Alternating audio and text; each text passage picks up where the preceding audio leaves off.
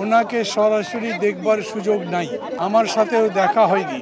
কিন্তু আমি ডাক্তারদের সাথে কথা বলে যেটা বুঝেছি, বর্তমান সময়ে তার ব্যাপারে সর্বশ্রেষ্ঠ বা সর্বোচ্চ কেয়ার নেওয়া হচ্ছে।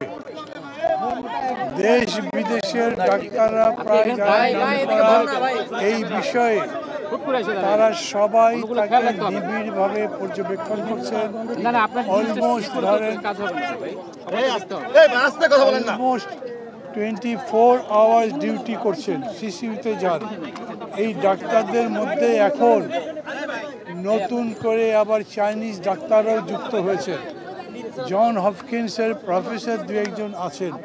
সবাই মিলে দেখবার পরে তারা আমাকে যা বলেছেন তা হচ্ছে, যেই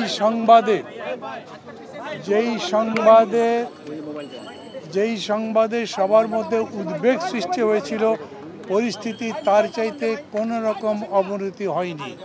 উনি স্টেবল আছেন। তারা কোনো আশাবাদের কথা বলছেন না, কিছু বলছেন না, কিন্তু বলছেন গত কয়েকবারের মতো যেরকম তিনি খুবই ক্রিটিক্যাল অবস্থা থেকেও আবার ফিরে এসছেন, উনি ক্রিটিক্যাল অবস্থা থেকে স্টেবল হয়েছেন। ভবিষ্যতের জন্য দোয়া করবেন আপনারা।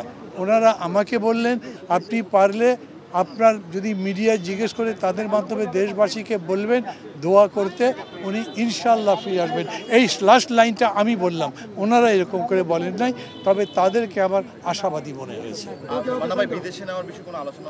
না, বিদেশে নেওয়াটা এখনই নেওয়া যাবে না সম্ভবত, মানে ফ্লাই করবার জন্য যে স্টেবল কন্ডিশন দরকার ওইটা হয়নি, কিন্তু তারা মনে করছেন এটা খুব শিগগির হবে। আর বিদেশে যাবার জন্য যে প্রস্তুতিগুলো নিতে হয় সেই প্রস্তুতিগুলো তারা নিয়ে রেখেছেন, তাই আমাকে বললেন। কোন দেশে? না, সিঙ্গাপুর তো প্রস্তাব করা হয়েছে, ইউরোপের কথাও বলা হয়েছে, ওইটা তারা সিলেক্ট করেনি এখনো কোনো কিছু।